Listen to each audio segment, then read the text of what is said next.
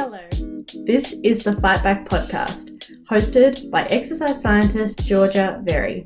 Here you'll find a series of honest conversations about martial arts and mental health. My guests and I explore the statement that every martial artist has heard: martial arts saved me. How and why do combat sports save people? Listen to find out.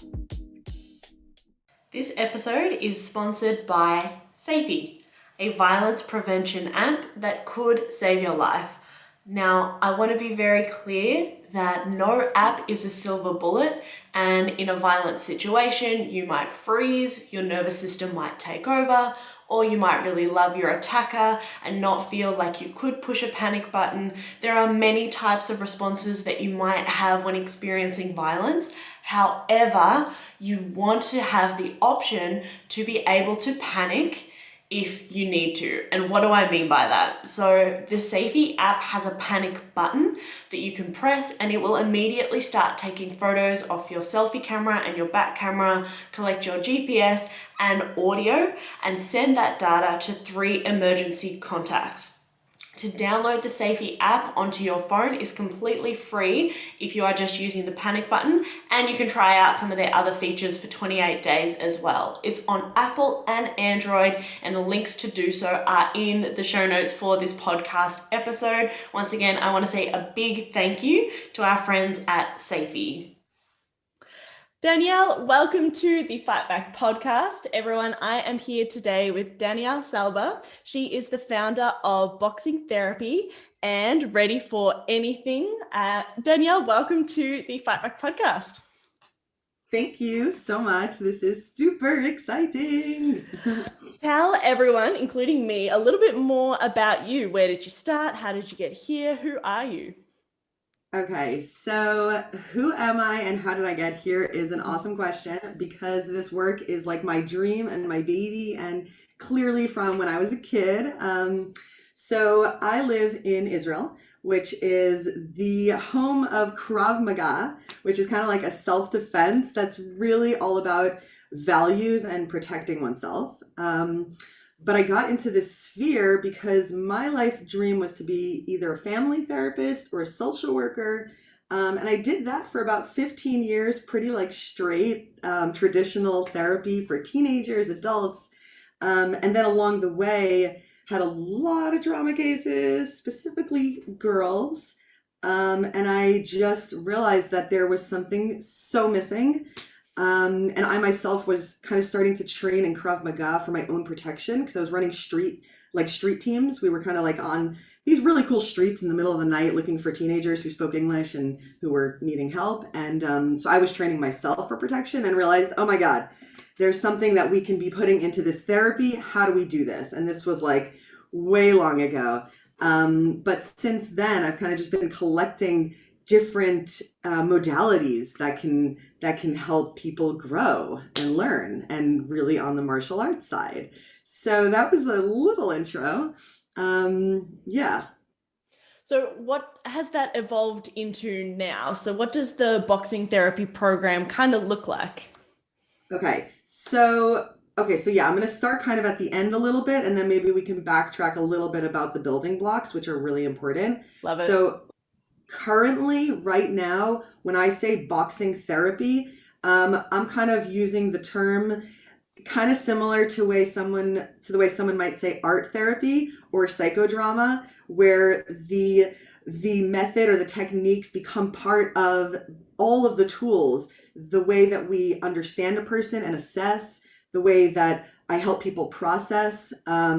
So similarly to someone who would come in with, to an art therapist, and the person is saying, let's sit down, let's draw a house, a tree, and a person, and we're using that. I will have someone come in, and within the session, we're going to right away, I brought my pads just to kind of hold them up here. We're going to right away, we're going to go in and out of where, stand up, I'm going to teach you how to do a jab cross, and we're going to express ourselves and move, and that's going to be part of, hold on, what does it feel like when I ask you, let's start this session. How would it feel to stand up and give me a punch in these gloves? When I even ask that question, that's almost a similar question to, how does it feel to take this first step to come to therapy? So the idea that I'm putting it in with kind of art therapy or psychodrama is just, I'm hoping, a little bit of an education tool for people, that the session might look almost exactly the same as a traditional talk therapist, only I'm interweaving into it boxing and Krav Maga, which is really a self defense, a way for someone to know that whatever situation they're in, they can be empowered and can be their best self. So that's what kind of my work is on the individual basis. And I'm applying these same tools within groups and using it for group therapy. So, which is kind of where it started, where I did my first pilot without even realizing, of martial arts and groups. But so that's kind of like what this looks like, with a lot of different types of, just like therapy has, an open group for people who relate all on trauma and people can come and go, or a closed group for people who relate, on PTSD for a specific, they were exposed or sexually in some way, and there's a closed group that every week we meet. So the same way therapy has different kind of structures to help different people, I do the same thing with boxing therapy, with the hope and the dream that it'll be fully researched like art therapy or any other, recreational therapy starting. But so that's kind of, that's where it's at right now. They're all so different. This is to me, beautiful thing about people running martial arts therapies is that no two look the same. Not just that they're doing different martial arts. Someone might be doing boxing and then you're kickboxing and you're doing jiu-jitsu or whatever it might be, but that everyone has a little bit of a different flavor.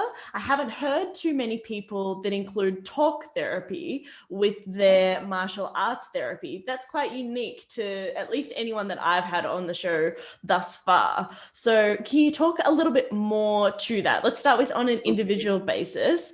I will. What does that look like? Yeah. So it's a perfect first question because it's kind of how the idea like went like it was like an exploding amazing moment.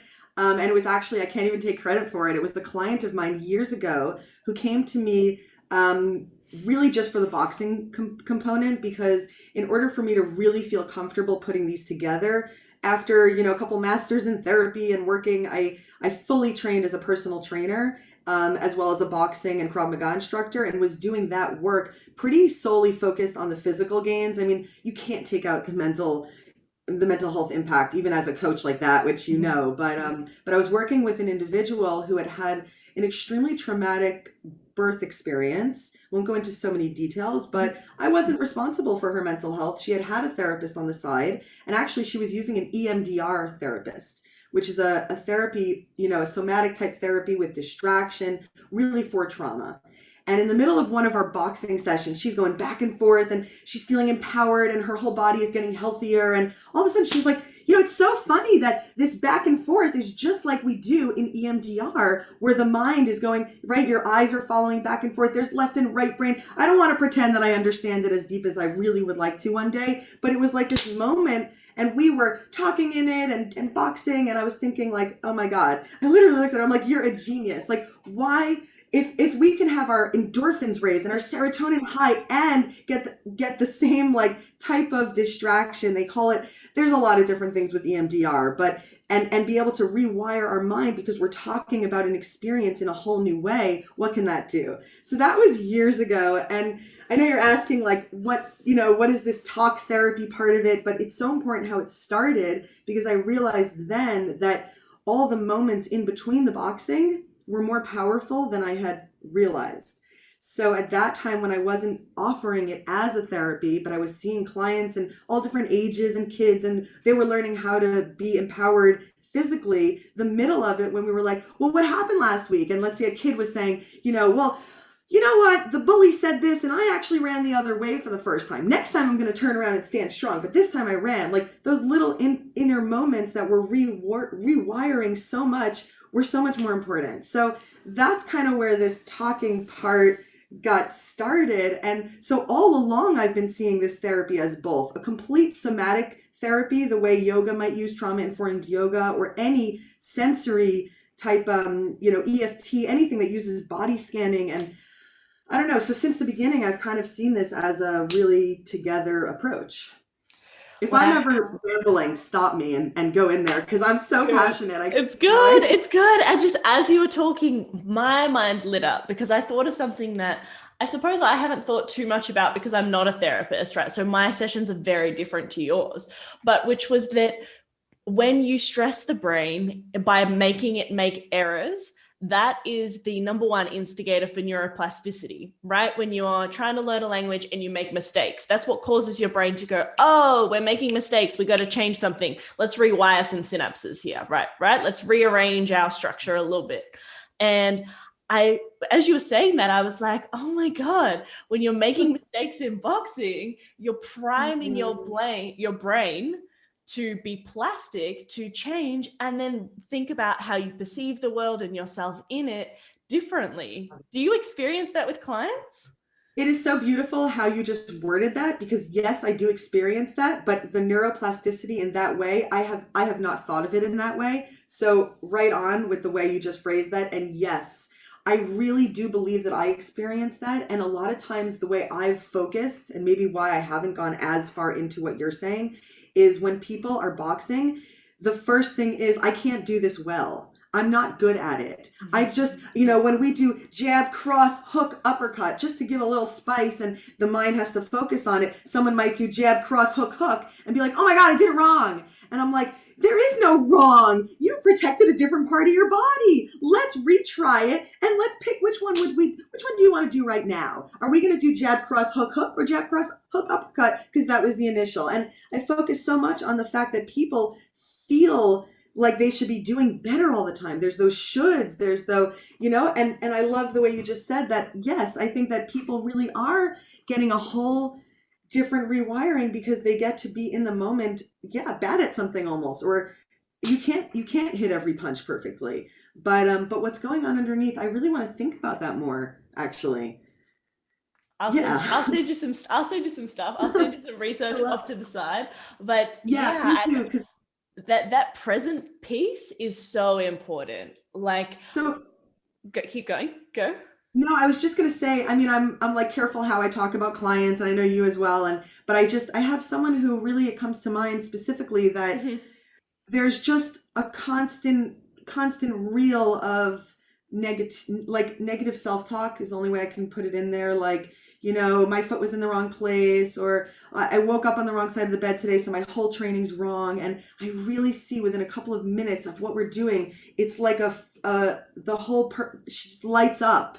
And I feel like exactly what you're saying. It's almost like she goes through that beginning, like the mind is like working on overtime, doesn't know what it's doing, and then all of a sudden feels that rhythm, and it's like, and I feel like more can go in, and then we make mantras like, I am sitting comfortably. That is a present tense. There's no I'm doing it right in the future. I am doing this now. I am punching that pad. So it becomes a rewiring right in the moment, actually. So wow, yes. Yes, a million times yes. And I think boxing, like pad work as an anchor to the present, is so powerful because it takes so much of your concentration.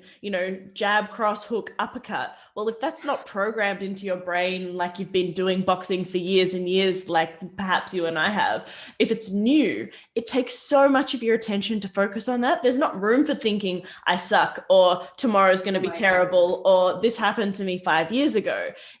There's only space for what happened here and now. Whereas I think that the media and Instagram and everybody, right, says if you're feeling stressed, you should meditate. But for my clients, that's not possible. And yours too, right?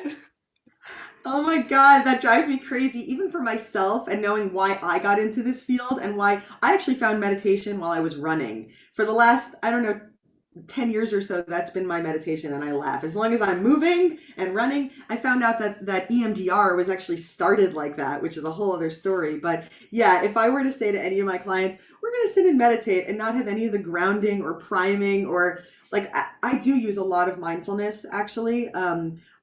It's very interesting. I'm going on a little tangent right now, but my program that I'm starting in America, the Ready for Anything one, is completely guided by a therapy called DBT therapy, which is a spin-off of of cognitive behavioral therapy. It's dialectical behavioral therapy, and the whole first module and portion of it is mindfulness. and is teaching people how to be aware of their body and how to come back. And so I'm using that because I do believe that when all of a sudden you're hitting the pads and you have that sound and it's new and it can be very alarming, and it can actually have that same triggering effect, which is why I think we know we need trauma informed martial arts. But it's in that moment that all of those mindfulness or meditation skills that someone else might be able to just go, I can calm my body. But in those moments with the mindfulness tools, we're teaching people that if while you're hitting, all of a sudden you feel like you're out of control and it's too much, and that you can actually go, squeeze every muscle in your body, let's say, because sometimes we have to do that first before we can meditate, right? Sometimes we need the validation of all the tension, and then we can get in a fight stance and breathe. And I use a lot of my hands and stuff, which I've learned from an amazing organization that I'd love to connect you with called Kids Kicking Cancer. And they use punching to express pain. But anyway, I really, the meditation part is hugely important, but within the form of how it can work in martial arts. And that's what I think is so important. So I don't even know the initial question, but about meditation, that's like, it's so interestingly different in our field. Oh my gosh. 100%. And it sounds like you're really combining, like CBT, I would say, is quite a top-down therapy, whereas like the boxing therapies is quite a somatic therapy. It's quite a bottom-up. And I think that's so beautiful that you're kind of combining them in that way. And I know I'm using language that's maybe not familiar to everybody. So can you explain a little bit that? So what is a top-down and what is a bottom-up approach? Okay, I'm not sure if this is how you mean it, but when I hear that, I'm thinking more of a cognitive, of a mind type, like people who are really in their minds, the academic, the person who can always quote the next logical thing to say. It's like, how are you feeling today? I think I'm okay. Once you hear the word think instead of feel, you're coming from a top down. And therapeutic modalities that work with that, any of the not any, today we have a lot of evidence-based somatic ones, but the ones that are basic talk therapy that ask people questions, we're asking words, so we're going to incite in the mind words. So people that can create stories about their lives, and that's coming from the top down, the CBT, and even whatever, that's the cognitive part. What I see from the bottom up are the approaches that really take our bodies and,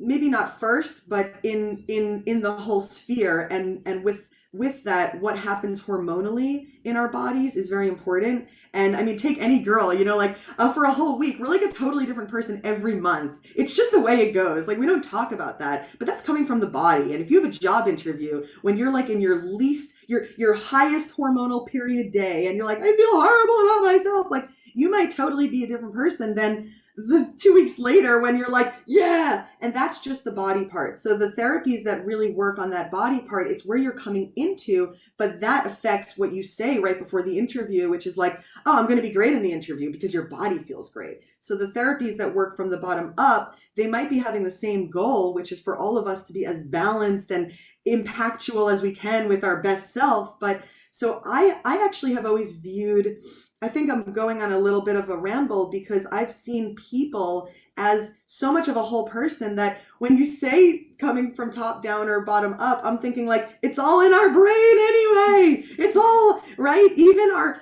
thyroid, even every system that gets set off, it's all happening here. So whether it happened because I physically took a therapy that said, I'm going to do let's say type OT type stuff that really puts pressure. Like, I'm actually hitting nerve endings that are going into my mind, that are lighting up, that are saying security right now, safety. Maybe oxytocin is getting set off, the same hormone when you nurse a baby, or so that might be happening physically, but our brain is doing the same thing. That if a therapy said, let's say in CBT, you're changing your limiting beliefs. So a minute ago you said, I am worthless. But now through the therapy, you're saying, I am worthy of love. You might also feel safe and secure. So I've always seen our human self as one, and I think that's why with the martial arts, it's like a no-brainer, top down, bottom up, like, we're going to go in there. We're going to work on how you feel in that moment so you can think as clear as possible and make a choice. 100%. I hope everyone is following this. Oh, no. Which is what I think that something that sometimes happens on this show, which is that just like myself and whoever I'm talking with get really excited about these kind of like therapeutic models. But really, it's important for everyone to understand this because, like you said, if you're a woman listening to the show, most people are, but even if you're not, a lot of the time when we have a thought like, oh, I feel anxious, it must be because we want to add story a lot of the time. And sometimes, not all the time, sometimes that actually just comes from a habit or a feeling in your body that you picked up from somebody else because you're quite empathetic. And that also can be a trauma response. There's so many layers to why you might be feeling something today, especially if that thing is negative, that can be from your body, from your hormones, from what you ate, from what you did, because you didn't train today. I'm like that. If I've gone a couple of days without training, I will find reasons why everyone in the house has like done wrong to me and that like I need to be mad at them when it's really just I didn't go to training. They haven't done anything differently. But our brain's very powerful at making us believe our story because it likes to add logic to things. And so, like you said, whether you're going in at the level of let's talk this through and let's redesign that story, or at the level of, okay, let's hold our body, let's bring in some strategies for squeezing and releasing tension and, activating and following through with our fight or flight response, or like whatever that might be, it's all arriving at the same destination, which is just that as annoying as it is to say, nothing is real, everything is in your brain. And although it feels really real and like it absolutely deserves compassion because of that, whatever you're experiencing, know that at all these different levels, you can target the way that you're feeling. Absolutely. I absolutely see it that way. 100%. It's interesting because my kids, they always know if I didn't find time to train as well. And I'm like, oh my God, is bedtime that different on a day? Like we're this many hours after I would have trained. Is it really? And it's so true. It's so interesting how much these things affect us. What is the plan for the new program? So you've developed these individual programs and now you've been doing some group work in Israel. Like what is the next step in America, in Florida? Yeah, so I'm so excited. As I said, we're starting it on July 10th. So this has been a baby that we've kind of been creating like in an incubator while it's been COVID, and now we can finally launch it in live action. So I have two goals kind of running at the same time. One is here in Israel, though. I am really trying to just have as much experience as possible with different types of clients that just to follow the responses. My results from last year, I always do surveys and stuff just because I really want to keep this as research-based as possible. And so here in Israel, I'm trying to continue that, and just new age groups are really what I'm focusing on. So that's happening here with these techniques and modalities, and I'm really hoping to start training other people who can do these modalities. So here in Israel, I have one person who's learning it under me, who's more of a coach. Because I believe that there's two tracks. There's the track for people who are in the gym already, or boxing coaches who need to learn the trauma-informed piece, or the therapist part that need a new tool in their practice. So I have someone who is already starting to learn here more on the coach side, and I want to have more people who can do it right here. And then while that's happening, my native language, as you see, is English, and I am from New York, and I did my master's in social work in New York, and I seem to gravitate towards the research piece in America because that's where my professors are and I'm comfortable. And it was like a dream come true, and it almost doesn't seem real that this group in Florida was looking for a boxing therapy program, and how we all came together. It's like God just said, here you go, we need to make this happen. But so right now in Florida, the goal is to employ we have an 8-week program called Ready for Anything. And it is a combination of dialectical behavioral therapy and boxing intervention. And it is completely, I put this together as one therapy. So each week we're meeting for an hour. And the kids in that hour, it's for teenagers, actually the first round at least that we're doing it for.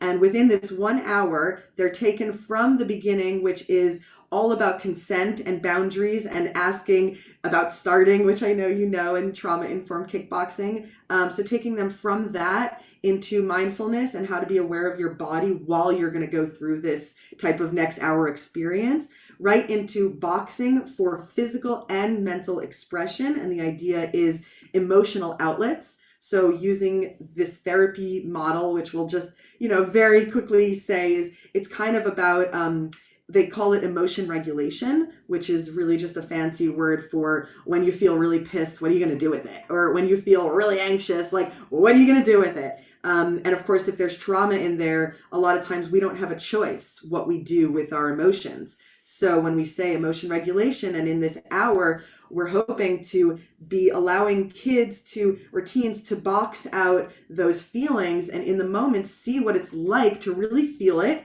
go through it, have an outlet. And then towards the end of the session, we're going to bring it back while we're stretching, while we're doing more mindfulness, meditation, and awareness of the body, and discussing what was it like? What was it like to push yourself when you said, I'm done, I don't want to box anymore because I pushed too much and then I did for 10 more seconds. What did that feel like? What have you learned about yourself?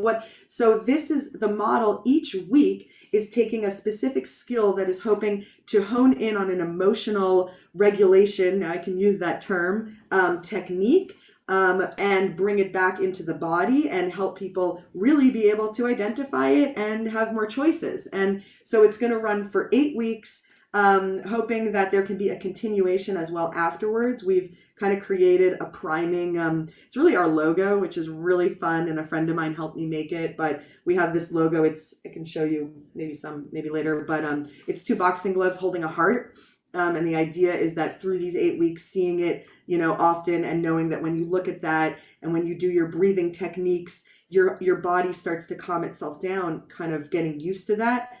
So that hopefully later on, whatever bracelet or thing, they have with that little logo, it can almost be that, if you're dissociating, if you're not in your body, in your chair, and you're worried, you can bring it back to that. So the 8 weeks, each week has a lot of emotional help and work, and also the goal at the end to be able to have something and a lot of tools, but to really, practice and stay connected in some way to a larger thing that's working on this. I love it so much. I'm so happy for you. I'm so excited that this is coming to even the States, being such a huge country. There's some of this kind of work there. There's not nearly enough of it, especially given the trauma rates, which are quite similar to here. And I really could say the same thing about Australia, but around the world, we need more people like you who are doing this kind of work, because yoga's not for everyone, like trauma sensitive yoga is not for everybody. Some people like to hit shit. It's just like, it's how it is. Exactly. And totally. And you know what? I'm like probably the biggest pacifist. Like, I'm like a really peaceful person, but I have so much energy that for me, the hitting things isn't because I'm angry. Like, people think that if you're supposed to be like in a rageful state and then you can get things out, and like, no, it's actually an amazing feeling when you're just using your body. Even that hitting things kind of just creates that powerful feeling. And I think having energy and power is what allows any of us to do what we need, not just angry feelings or like, yeah. Absolutely. Yeah, I really like to talk about, because my background is in sports science, and we talk about a thing called the inverted U hypothesis, which is a really fancy way of saying that as your arousal goes up, your performance in sport goes up to a point where it starts to go down because you get too hyper aroused. And if you think about the window of tolerance, it's a similar thing, right? If you're too low on that scale, right, you're hypo aroused, your sporting performance, if nothing else, is not going to be very good. And you go into hyperarousal and you can't really do that well either. And so when you're hitting pads, if you're in this like super angry, hyperaroused state, one, you're contracting all of your muscles, your agonists and antagonists, which means you don't have as much power, right? You have more power if you hit with 90% intensity than 100% intensity. You don't have the cognition to make these micro adjustments about how to change your power, fix your distancing, these kind of things. And so we know that like when you self-regulate, like you said, right? You regulate your emotions, put yourself into a state where you're kind of in a happy medium. That's when you feel best on pads. And we're humans, so we have big egos. Oh, I know I do. I like to look good and feel good on pads. So I'm constantly checking that to make sure that I'm doing well. I love that. I really appreciate how you just said it because also just to clarify, in the States, the program is starting, we have heavy bags that we're using for the kids. And the reason I'm doing this is because I feel very comfortable when I hold my pads, my own work in my body and how I contain that punch. I know I can do it. There's a lot of containment, I'm sure, as you know, when someone's punching that's going into this pad. It's like not just physically, but so the program in the States, we're using a gym called Rock Steady, which offers, boxing for Parkinson's.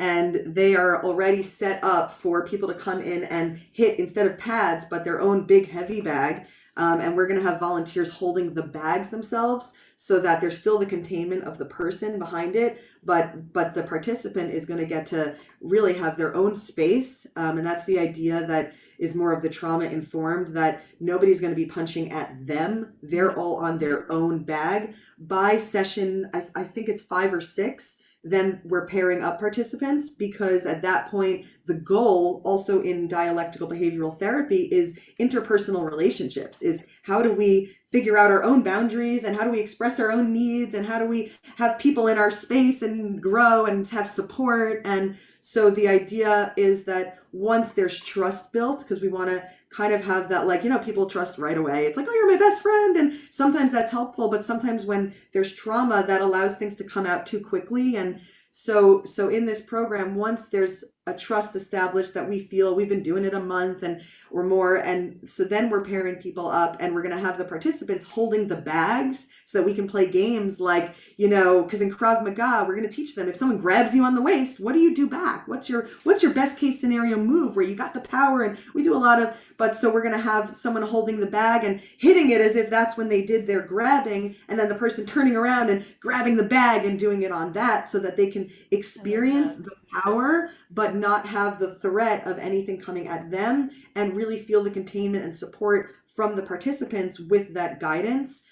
I'm hoping that that's going to really, create a whole kind of containing environment, I would say, for all of that process happening. I love that. I love the creativity that comes out when people start to think, okay, we've taught people how to defend themselves in certain ways for so many years, but we haven't thought about how people feel when they're doing that. We haven't thought about applying that through the trauma-informed lens. Like, how can we get creative with that? And that's a perfect example, like having a big heavy bag hanging in between. I love that. That's fantastic. Yeah. And it's interesting because I think you know what? It's funny. As far as a therapist, I'm so used to like self-disclosure being like this big bad thing. I have a lot of traditional therapy training, and I'm feeling this freedom kind of come out as I be more creative with martial arts, because I really do believe that a clinician or a helping professional, it doesn't matter who you are, whether you're a therapist or you've done this crazy, amazing work. I read your trauma research backing and I was really thankful the way you spelt it out. So wherever field we're coming from, how we see it is, I think a lot of it is who we are in it. And I think the fact that I am my own past was, I decided to do this because I had my own teenage experience that said, you're not strong, there's something wrong with you. And I really felt that need. And I'm finding now as a clinician and a martial artist that Krav Maga, that self-defense piece, is what I'm appreciating giving over to someone, and knowing that that's what helps me, that when I'm feeling whatever it is, my past traumas that's surfacing or coming up. I mean, I'm an adult now with kids and I still have to, do this work here and there and go back and figure out where I'm being impacted. And for me, that place of expressing and boxing and the doing it from a powerful place, as opposed to you're a damaged person, your inner child needs work, or whatever things that they can have a positive spin, but somehow whenever I experience that myself or with other clients, is like something happened to you that was bad. So, okay, maybe, but instead of that being the focus, you yourself have a power to process this. And I really appreciate that. And I'm coming from my own place in it. And I think that's a value in whoever is that helping person, and what they bring and their experience is a big part of it. Absolutely. The difference that different coaches can make in a martial arts setting is huge. And the human element, I think, is just, it's so beautiful that we get to bring and keep that in place. I think even little things like using humor about your own experience with martial arts, which we spoke about last episode of this podcast, but also, like talking about your experiences with learning, or like not directly telling your story and getting to like that kind of a place. But I do feel that it's kind of this uniting thing as well, in that, like, if I'm holding pads for you, I'm not a passive person who's just sitting there listening, or like, even as a PT, I'm not someone who's just standing there watching you squat and be like, yes, keep squatting, which is like, I love that work as well. But I think there's something different where you're very involved. And for me, even on Zoom, there was no point where like I've sat and just been like, okay, you're going to do this for the next minute. And then I stop during the minute and just like stand and stare at the screen. I'm always in doing what I'm doing. And I think that doing what everyone else is doing. And I think that that's super cool about us working with people in martial arts, is that it's like, it feels more like leading from the back, like working together rather than instructor telling you what to do. By the way, working together. I really appreciate how, that's it. It's so true. It really is a very validating and containing experience. I also, even when I work, I have some clients now that are still really more focused on the personal training level, and because they started a long time ago, we still continue with regular boxing, and I really feel for them. Like I always do the workouts with them. They like laugh. They're like, how many clients do you have in a day that you're squatting and using kettlebells? And I'm like, I don't know, it's just so much more fun to join the circuit. And that's part of, I like naturally do feel like that's the containment. It just flows so much better than that. So I relate to that also on the fitness side of things. It's really, yeah. Oh my God, Zoom was so funny like that, right? I found myself going like, hello, oh, look, your form's so good, let's do it together. Like, it's really funny.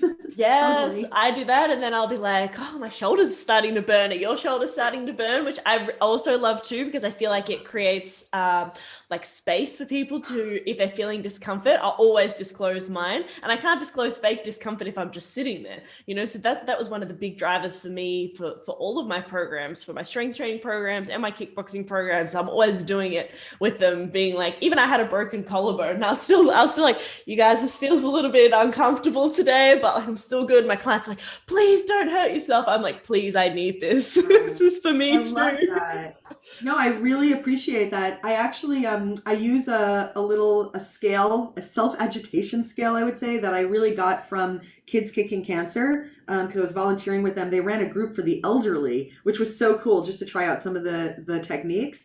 So I got to learn from one of the women who's doing it. And every week in the beginning, she says, how do you feel on a level of 1 to 10, assessing your own agitation, now that could mean anything. That could mean feelings of physical feelings, emotional feelings. And she always said that, and asked that at the beginning of the session. And she herself rated herself first. And then at the end of the session, and just to see how the impact was just right then and there in the moment. Now the goals are hopefully to impact the rest of the day and the future. So it's not only about, you feel better after you work out, but really that kind of asking. And I really appreciated watching her say her own, I'm a number this today, I'm a number 3 because, and it really opened the stage for everyone else to say, oh, wow, wait a minute. What I'm feeling before I start the class is important. Hold on a second. The fact that I skipped breakfast and had to run here, someone's listening and knows I feel a little like, it's really cool. So I'm incorporating that in the 8-week program. That's like how we start, that's how we finish, and keeping the self-disclosure part in it so that the volunteers are telling the participants also like, hey, I feel like this as well. And I don't know, I believe in that. I love that. I want to ask you, before we end up running out of time, the core question of our podcast. So why, in your experience, do you think that people do often say, boxing saved my life or Krav Maga saved my life, in your experience? So it could be any martial art. Yeah, I love that question. And I think if you ask me every year, I'm going to have like a new building block on the answer. And currently I'm realizing just how much every human deserves the right to their own space, their own needs, their own life, and the ability to protect that and express it.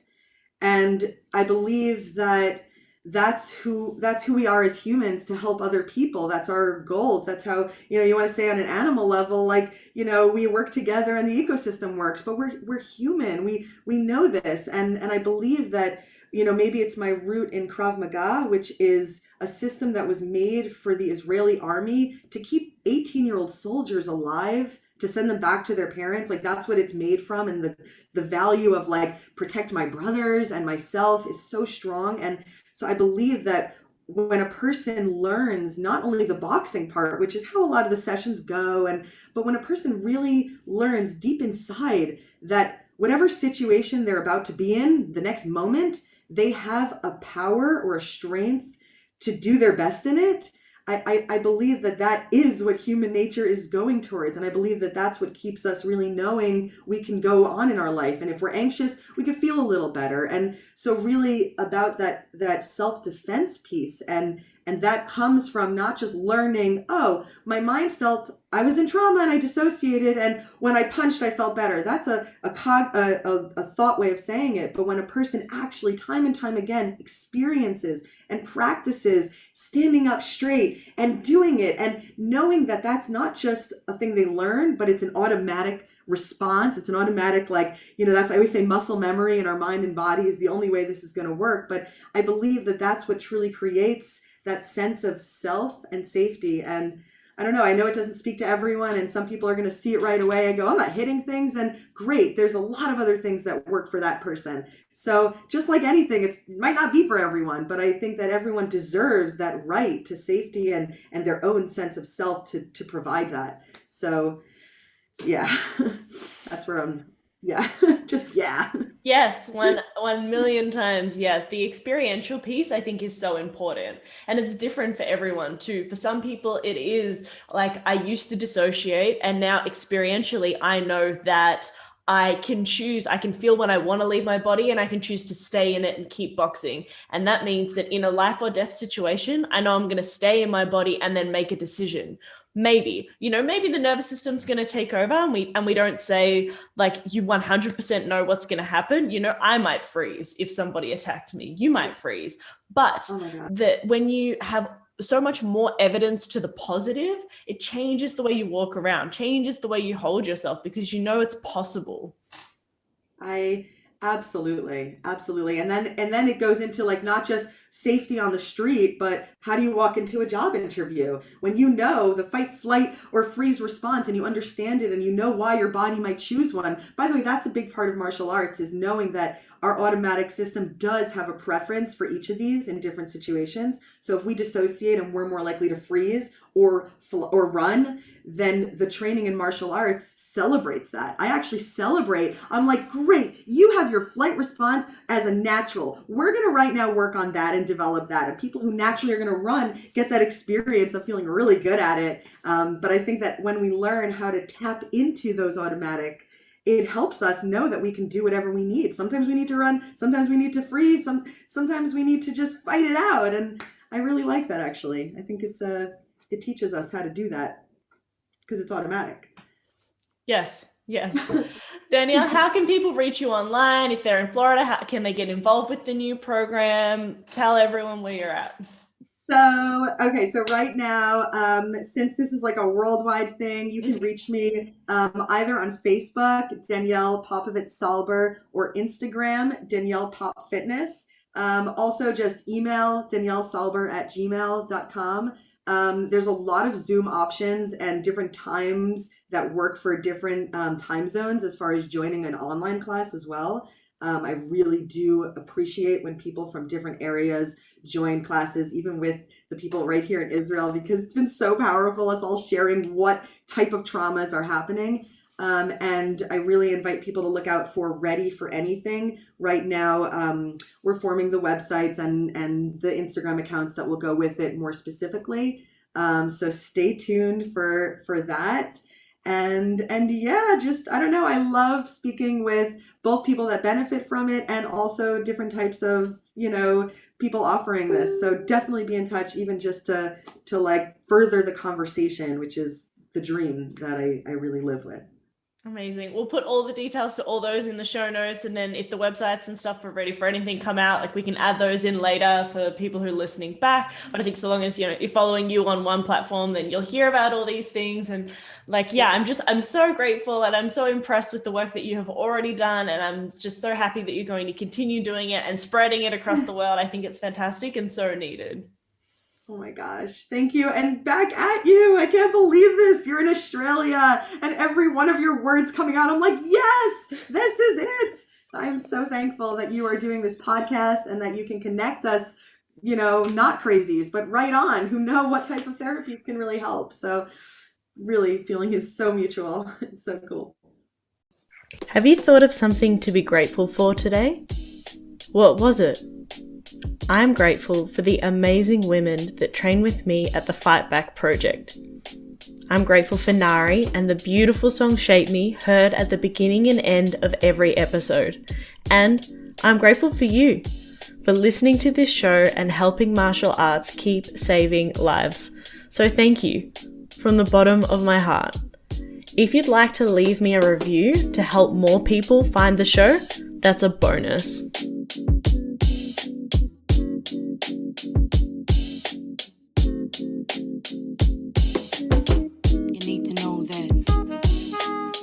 Nobody shapes me but me.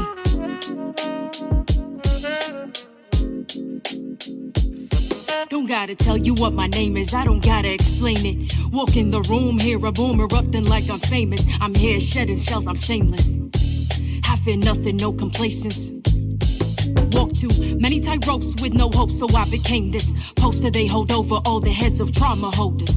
You don't need to know my history, I move boulders. Atlas shrug, cause I lifted the weight above his shoulders. No pretense of defense, move first like chess soldiers. This goes deeper than empowerment, cause I'm the one that power it. Physical meets mental, challenge me to keep devouring. If I can't change the scenery, at least I change perspectives. No longer isolated, but elevated and selective. Darkest places become beautiful spaces. This is where rage meets patience, meets power meets gracious. Meets, we're so glad you came and the feeling is contagious. When you the walking impact of intended bad intentions. When you the manifesting of collecting all their tensions. You the soul and body hold it all and still remember. But I'm a work in progress, testament to all contenders. Forgot what it was like to have control over self. Forgot what it was like to be the one in charge. Forgot in my reflection I could see all my wealth. Forgot that with my bare hands I break all these bars, barriers and obstacles. They can't cage me, they can't chronicle all my experiences and reduce them to appearances.